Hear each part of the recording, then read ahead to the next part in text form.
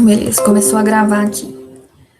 Então, pessoal, é o seguinte, na última aula, nós começamos a ver o conteúdo sobre aspectos socioeconômicos da Ásia, daí nós vimos urbanização, vimos as megacidades, né, que são aquelas cidades populosas, possuem ali mais de 10 milhões de habitantes, vimos como que é a densidade demográfica na Ásia.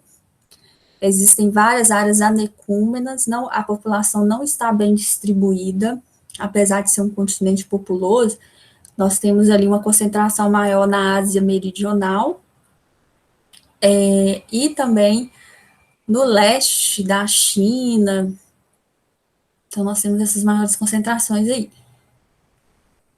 Aqui são as cidades globais também, nós vimos, população rural e urbana, grandes aglomerações. Aí começamos a ver os aspectos socioeconômicos, IDH, vimos que existem países que possuem um bom desenvolvimento econômico, social, mas o que predomina na Ásia são países subdesenvolvidos ou emergentes. Vimos aqui outros dados também, de vários países, né? Vimos essa questão ali da Ásia Meridional, ou sul da Ásia, ou subcontinente indiano também, a mesma coisa. Nós temos essa sub-região aqui, que é uma das mais pobres da Ásia, possui ali indicadores muito ruins, e vimos também o perfil demográfico dessas áreas extremamente pobres. Vimos a questão da China. A China é um país populoso, e a população está concentrada na região da Manchúria e da China do Leste, porque na porção oeste, nós temos muitas cadeias montanhosas, né, um relevo mais montanhoso que dificulta a ocupação. Olha aí também as cidades são mais concentradas na porção leste. A China, nós vimos que vai acabar com a política do filho único. Por quê? Né? Porque a população chinesa ela está envelhecendo, a população ativa está reduzindo e a população inativa está aumentando. Cuidado para não associar esse gráfico da China com um país desenvolvido, tá? Os países desenvolvidos, eles têm a base estreita e o topo se alargando, parecido com esse, um pouco assim, com esse da China, mas esse gráfico aqui, essa pirâmide etária da China, ela é dessa forma por causa da política do filho único, que foi aquela política adotada em 1979 e 1980, que impedia, né, uma política natalista. Mas o país é emergente, né? Aqui a Índia, nós começamos a estudar também, a gente parou aqui. O que acontece, né? A Índia é um país muito populoso e povoado. Existem megacidades como Mumbai e Nova Delhi, mais de 10 milhões de pessoas. Há uma possibilidade da Índia substituir em termos assim atrativos de indústria a China, porque a população da China está envelhecendo e a população da Índia ela está aumentando, né? A taxa de fecundidade na Índia é de 2,2, né? E a taxa de crescimento da China, ela está decrescendo, a da Índia ainda está aumentando. Então, para as próximas décadas, será que a China vai reduzir a sua população ativa e, consequentemente, a mão de obra vai encarecer e, consequentemente, essas indústrias elas podem sair do território chinês e se direcionar para a Índia, é uma possibilidade. Então, para as próximas décadas, há uma perspectiva de crescimento maior ainda econômico da Índia. A Índia ela foi colônia, né? Nós vimos isso também na última aula. Isso dificultou o desenvolvimento socioeconômico da Índia, esteve sob domínio inglês aí, no século XIX até 1947. Esse domínio dificultou, né, o crescimento econômico, o desenvolvimento socioeconômico da Índia. E lá no início do século XX, no século XX, não, depois da Segunda Guerra Mundial, surgiu o movimento pacifista, que é liderado pelo Gandhi, que é o Mahatma Gandhi, né, que é famoso aí no mundo. Ele defendia ali a desobediência civil, as manifestações contra o domínio, né, inglês, e então ele surgiu com esse movimento ali não pacifista, em prol ali do desenvolvimento da Índia. Ele também defendia o fim das castas, do sistema de castas. Então ele tinha ali algumas reivindicações e ele atuava a partir ali da não violência, né? Ele fazia greves de fome, ele tinha uma grande visibilidade internacional. O Gandhi ele foi formado em direito, ele esteve presente lá na África do Sul, ele viu o apartheid, então ele teve grandes experiências fora da Índia e ele acabou trazendo essas experiências sociais para dentro da Índia através do movimento pacifista. E o que acontece? Depois da Segunda Guerra Mundial, não somente a Inglaterra, mas como os países europeus, pessoal, eles estavam arrasados, né, destruídos com a guerra em termos sociais, econômicos. Então acabou que uma coisa convergiu com a outra, né? Então nós temos uma situação econômica na Europa de decadência por causa do envolvimento nas duas guerras mundiais, e nós tínhamos por um lado, por outro lado, a Índia, um movimento social forte em prol da independência. Então, como a Inglaterra não tinha como manter o domínio da Índia naquele momento, por causa de questões internas, houve o processo de independência da Índia em 1947. Então, a Índia ela se torna independente. A Inglaterra ali, ela promoveu uma partilha do território indiano, e daí nós temos ainda hoje conflitos relacionados a essa partilha, que é a questão da Caxemira, que nós vamos ver, né, talvez ainda hoje. E nessa partilha, nós temos duas religiões predominantes na Índia, né, até 1947, antes da independência, que eram hindu na maior parte do território indiano, e na porção noroeste ali, mais a norte ali, nós temos ali uma população de maioria muçulmana. Então, a Índia ela foi repartida em dois territórios, território indiano e território do Paquistão. O Paquistão surge nesse contexto de partilha ali no pós-independência. E existe uma região que ainda hoje é disputada entre o Paquistão e a Índia, que é a Caxemira, que é uma das regiões mais tensas do mundo, porque tanto o Paquistão quanto a Índia possuem armas nucleares, né? Então é uma região muito tensa e de grande atenção internacional. O sistema de castas nós chegamos a comentar na última aula. O sistema de castas ele organiza a sociedade indiana como se fossem classes, e essas classes elas são divididas a partir de critérios religiosos, digamos assim.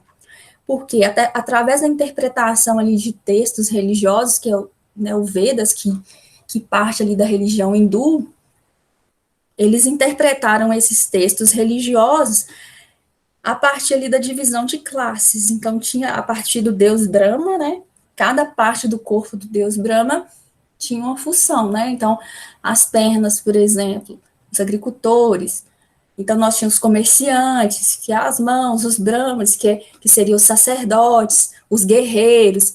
Então, a sociedade foi dividida em classes a partir da interpretação desses textos religiosos, determinando uma conduta de como que as pessoas devem ser e agir em sociedade, a partir desse estabelecimento ali de classes. Isso, em termos sociais hoje, pesa muito para a Índia, porque quando você nasce numa classe, numa casta, né, mas de menor, digamos, privilégio social, como você nasceu naquela casta, não tem como você se tornar de outra casta, né? Naturalmente você fica ali e dificulta a ascensão de classes sociais. Então, as castas hoje, apesar de ter sido lá extinta em 1949, em termos políticos, ela já foi extinta, mas o cultural é muito forte, isso faz parte da religião, né, hindu. Então, esse sistema de castas, hoje em dia, reflete na, digamos, legitimidade das desigualdades sociais. Você é pobre porque você é dessa casta, e você não pode subir porque, religiosamente, em termos espirituais, você está nessa classe, nasceu e vai morrer nessa classe. Então, isso dificulta, né, a melhoria socioeconômica da Índia como um todo. Em termos de urbanização, ocorreu um processo de urbanização excludente.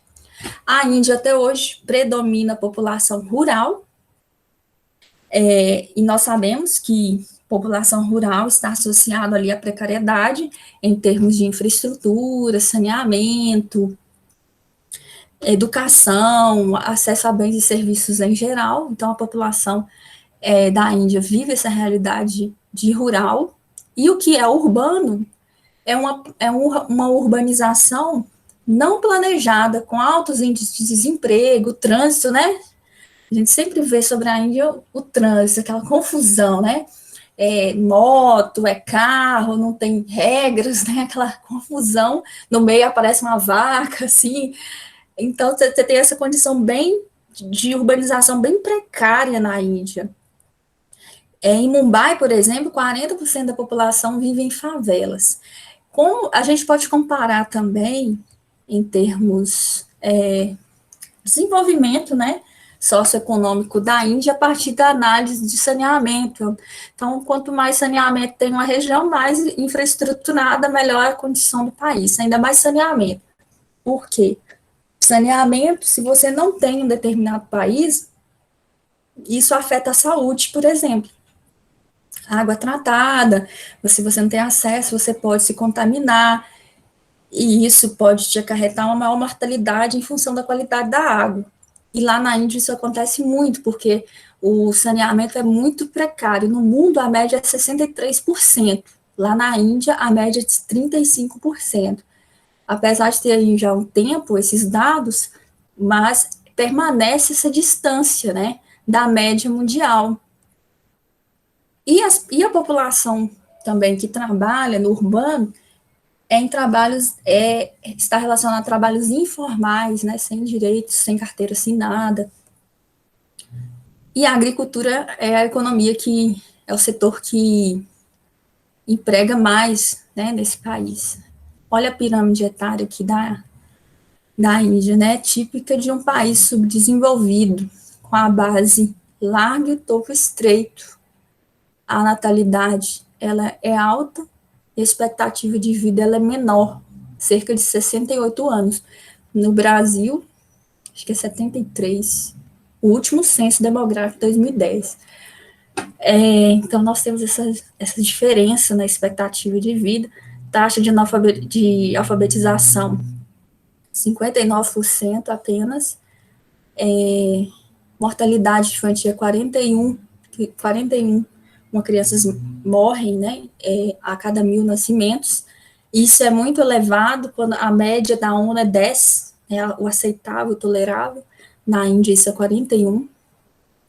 A taxa de fecundidade na Índia é de 2,2. A reposição demográfica, ou seja, o valor da taxa de fecundidade que nós temos que ter hoje para garantir o mesmo valor da população para as décadas seguintes é de 2,1. Então, a mulher tem que ter, em média, isso daí. Lá na Índia é mais do que 2,1, ou seja, a população nas próximas décadas tende a aumentar, porque ultrapassa a taxa de reposição. Então, a população da Índia ainda tende a crescer num país que já é muito precário, né? Por isso que a população da Índia, ela vai ultrapassar a população da China, está previsto para o ano que vem, essa mudança, né? Porque hoje nós sabemos que a China é o país mais populoso do mundo, mas a Índia tende a ultrapassar porque a taxa de fecundidade na Índia é maior do que a taxa de fecundidade na China. Isso aqui eu trouxe uma notícia aqui mostrando como que são as condições de gênero, né, na Índia. É o país mais perigoso para as mulheres, em termos de abuso, de violência doméstica, violência sexual, trabalho escravo. Então, as mulheres da Índia são mais susceptíveis a essas condições de violência, e os crimes também, os crimes contra as mulheres aumentaram de 83% entre 2007 e 2016, né? Em quase 10 anos aí, quase 10 anos aí, a população aí, a mortalidade aumentou 83%, isso é muito, né? Além disso, a condição de gênero na Índia tem aquele aspecto religioso também, que reflete no social. Então, a mulher tem que pagar o dote quando é casada. Muitos homens cobram o dote por mês na Índia, né? Então, você casa lá com uma mulher, a família da mulher tem que mandar tipo uma mesada para o marido dela. E isso é uma prática criminosa já desde a década de 1961, isso era legal, mas a partir de 1961 tornou-se ilegal, mas é praticada ainda hoje. E muito em função disso também ocorre ali o número de abortos elevado, né, de meninas. Há ali um infanticídio muito alto na Índia em função dessa questão cultural que ainda pesa sobre essa sociedade. As desigualdades, né? Olha, 7% está empregado formalmente. 45% da população indiana são de adultos, né? E daí nós temos que somente 7% está empregada formalmente. No ranking de IDH, dos 189 países classificados aí pelo IDH, a Índia está na posição 129, né? Ou seja, uma posição bem ruim. E quando nós analisamos a economia, a Índia, desculpa, está entre os 10 maiores PIBs do mundo, mas em termos sociais, né, o IDH revela que ainda há muito o que melhorar. Boa parte da população, né, está em extrema pobreza, né, pobreza crônica, isso é visível na paisagem também, favelas, esgoto a céu aberto, saúde, educação. Então, tudo isso é intensificado por essa cultura de castas que ainda existe na Índia, apesar de ter sido extinta, ainda existe e afeta as taxas, né, de desenvolvimento socioeconômicas desse país. Então, a redução da pobreza entre 1990 e 2015, a média mundial de pobreza reduziu, tá vendo? De 1990 é a linha vermelha, o mundo. Para 2016 diminuiu. A China também diminuiu, é tanto que o processo de urbanização na China aumentou, né? A população da China é de maioria urbana. Já a Índia aumentou muito, reduziu muito pouco a pobreza em relação às médias mundiais.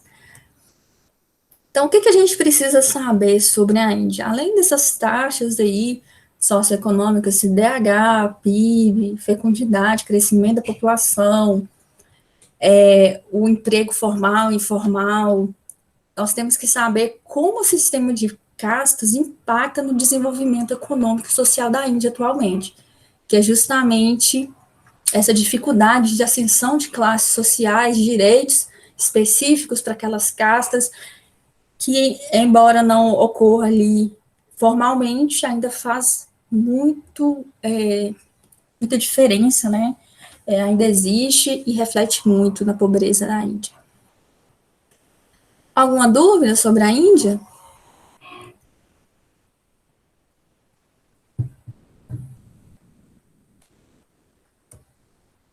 Sem dúvidas, professora. Legal. Gente, preciso que vocês liguem a câmera, viu? Professora, só uma curiosidade aqui que eu queria saber. Uhum. Essa base de. Aqui tá a demografia do Japão, tá certo? Você quer voltar? Não, Hum, porque essa demografia do Japão que eu tô falando aí tem uma parte de crescimento negativa, basicamente, né? sim, Que é menos sim, criança, mais adulto. isso. Olha, a taxa de reposição demográfica é 2,1, né? Então, o casal tem que ter 2 filhos.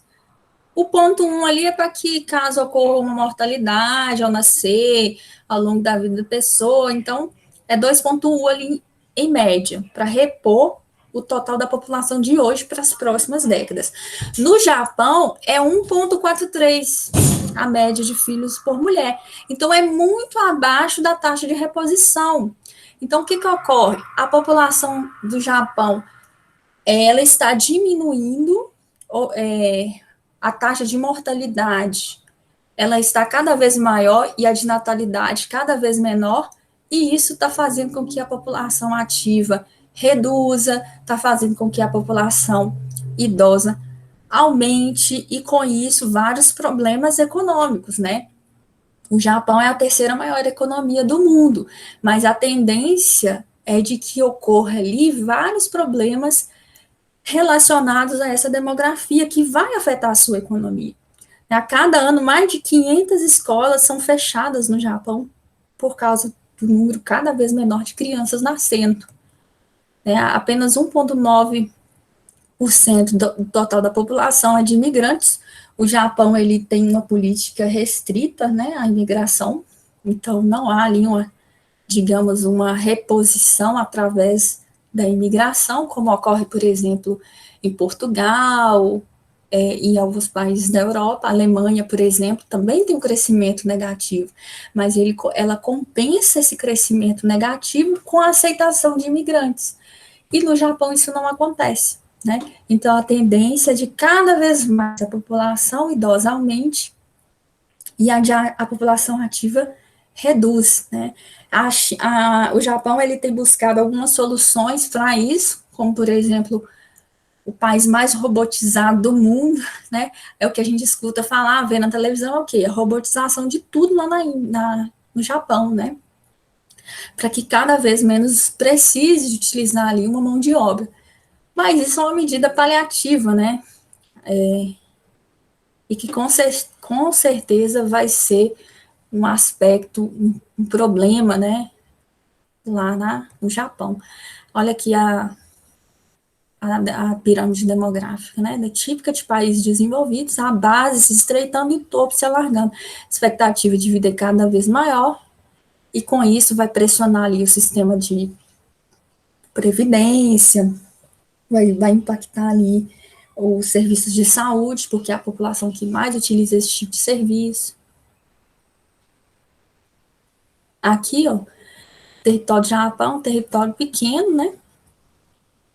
A gente já até comentou aqui, o Japão ele saiu arrasado da Segunda Guerra Mundial, e em menos de 15 anos o Japão se tornou ali a segunda maior economia do mundo, né? Os Estados Unidos ajudou na recuperação econômica do Japão.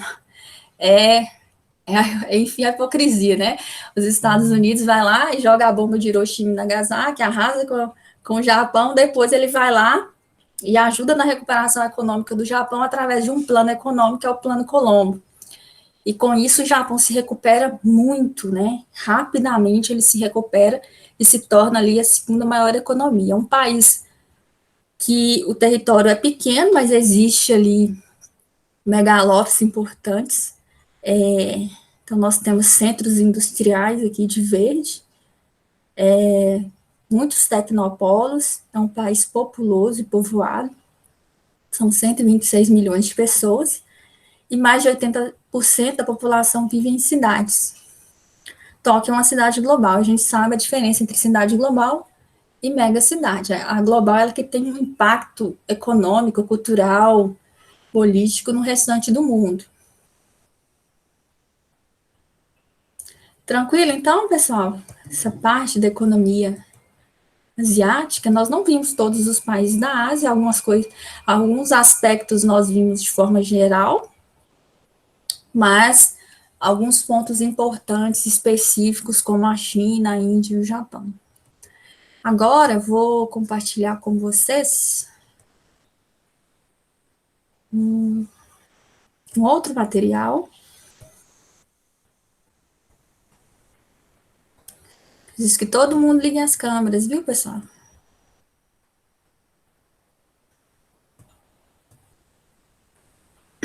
Parar essa aqui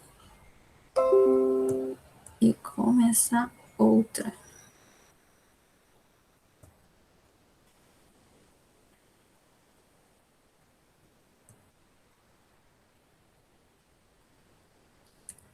A outra qual, gente? Ah, aqui.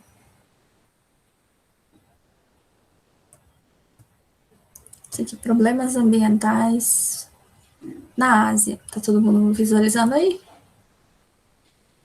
Sim. Então, beleza.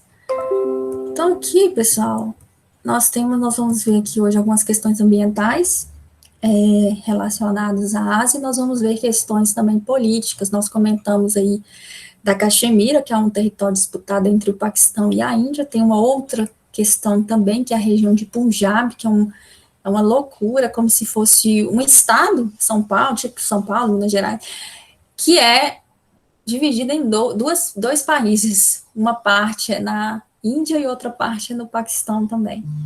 Então, nós temos algumas questões políticas importantes. Vamos começar aí com a questão ambiental.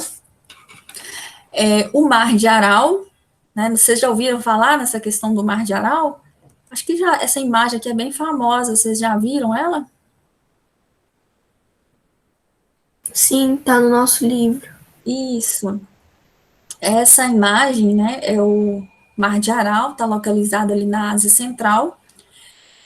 E esse mar aqui, ó, ele está localizado entre o Cazaquistão e o Uzbequistão.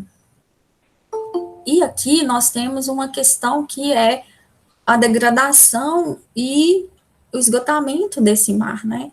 E isso acontece em função de ações antrópicas. Entre a década de 60 e a década de 70, esse território ele esteve sob domínio soviético, e um dos projetos da União Soviética era transformar essa região ali numa das maiores produtoras de algodão do mundo.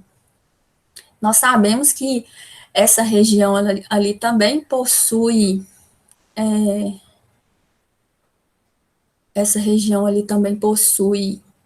uma riqueza de solos, né, o tipo de solo de Chernozion, que é um dos mais férteis do mundo, está nessa região. Então, a Rússia, né, liderando aí a União Soviética, estabeleceu essa região aqui como uma região agrícola.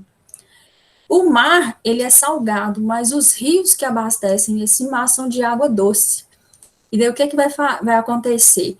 A União Soviética ali vai desviar esses rios de água doce para irrigação desse algodão, e dificultando o abastecimento do Mar de Aral, que vai trazer como consequência isso daqui que está lá na imagem do livro.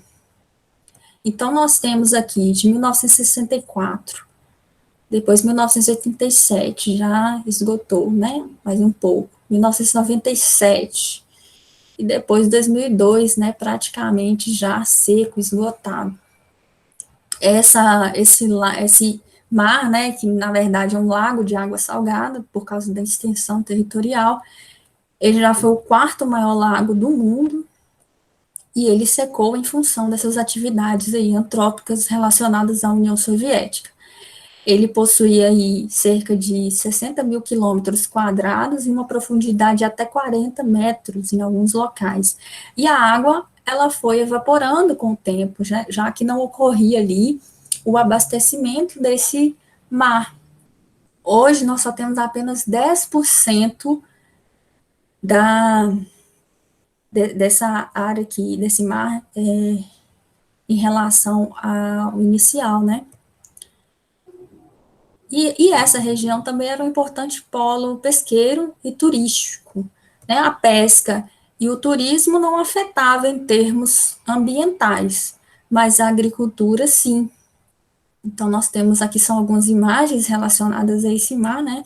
Era um mar navegável, a pesca era muito forte.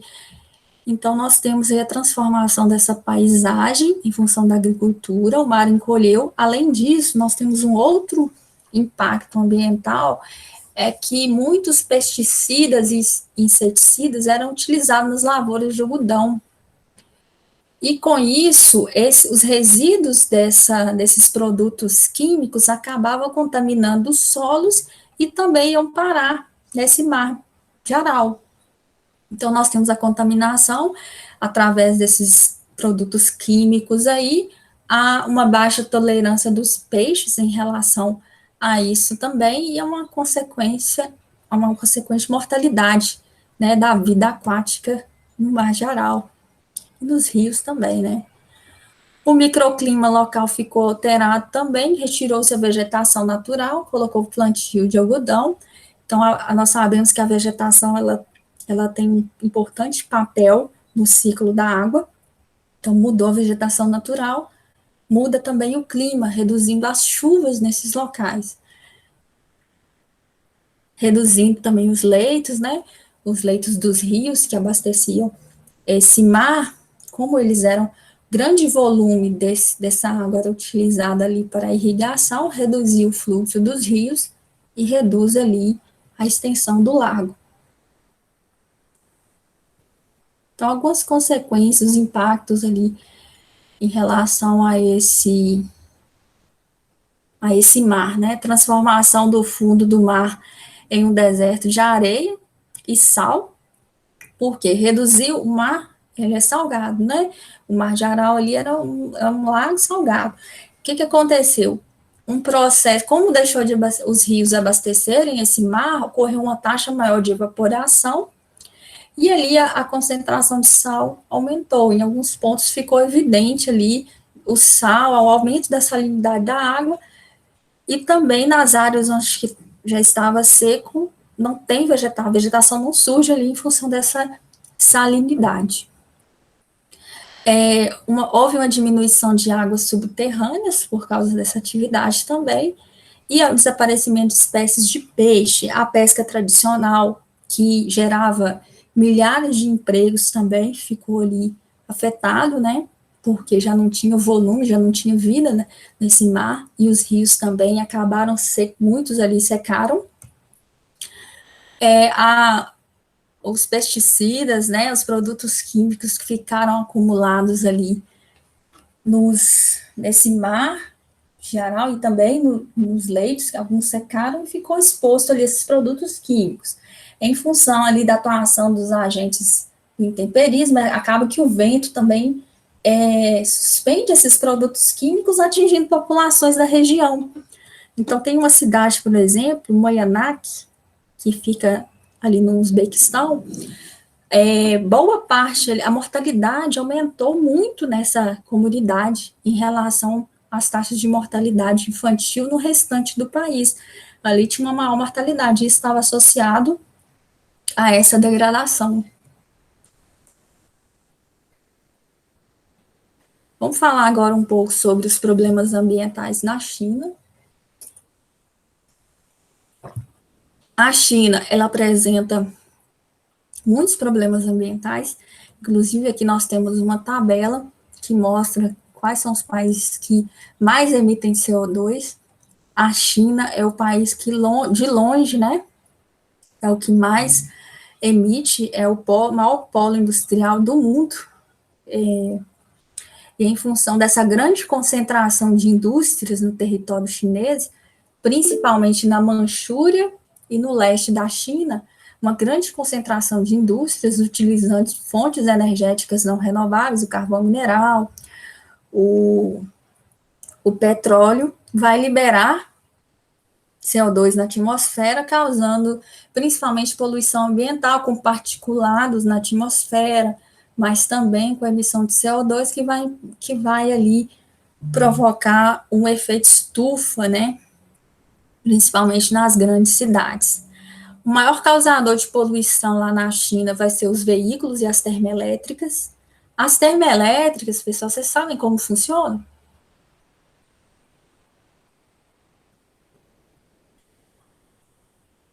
Alguém sabe? Não. Inclusive, agora, a partir desse mês, né, a tarifa de luz que nós pagamos, a bandeira vai mudar, né? A conta de luz vai ficar mais cara porque nós iremos acionar as termoelétricas. As termoelétricas é uma usina de produção de energia elétrica e ela produz energia a partir da utilização de alguma fonte energética, que é principalmente o carvão mineral, para aquecer fornos. E nós temos caldeiras no sistema fechado ali, semi-fechado, nós temos caldeiras de água que o carvão mineral ali vai aquecer essas caldeiras, essa água ali vai no sistema fechado gerar uma pressão, fazer as turbinas girarem e há uma captação dessa energia ali, cinética. Então, nós temos um processo de produção de energia a partir dessa fonte energética que vai ser ali queimada para aquecer fornos. Na hidrelétrica, o que acontece? Nós represamos, né, o rio e ali gera uma pressão sobre a turbina, então a água vai passar em grande velocidade, fazendo ali a turbina girar, e essa energia será capturada por um gerador ali, que vai ser utilizada depois. Então, a única fonte que muda ali vai ser o que vai fazer essa turbina girar, vai ser a água, vai ser a queima do carvão que vai aquecer a caldeira, que vai fazer a turbina girar. Então, é basicamente isso. E lá na China, a maior parte da produção de energia elétrica produzida é a partir de termoelétricas.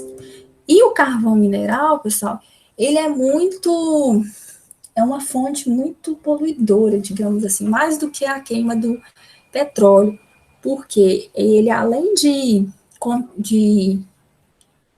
gerar CO2 na atmosfera, ele gera outros particulados que irão ali reagir com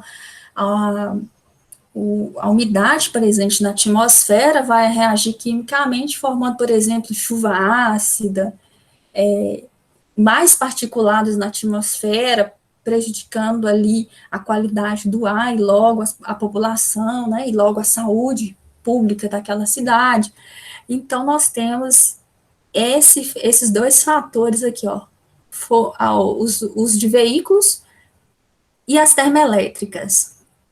O uso de veículos, a China, principalmente a partir do ano 2000, aumentou o processo de urbanização, tem mais pessoas vivendo em cidades, mais demanda por transporte e, logo, mais poluição. Então, nós temos essa grande